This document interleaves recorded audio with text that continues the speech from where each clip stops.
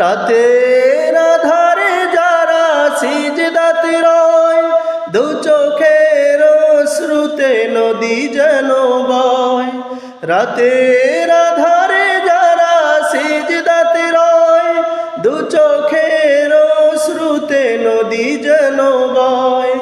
ছলনার হাতছানি যতই আসুক, ছলনার হাতছানি যতই আসুক, পেছনে ফিরেও তাকায় না। যাদের হৃদয়ে আছে আল্লাহর ভয়, তারা কভু পথ ভুলে যায় না।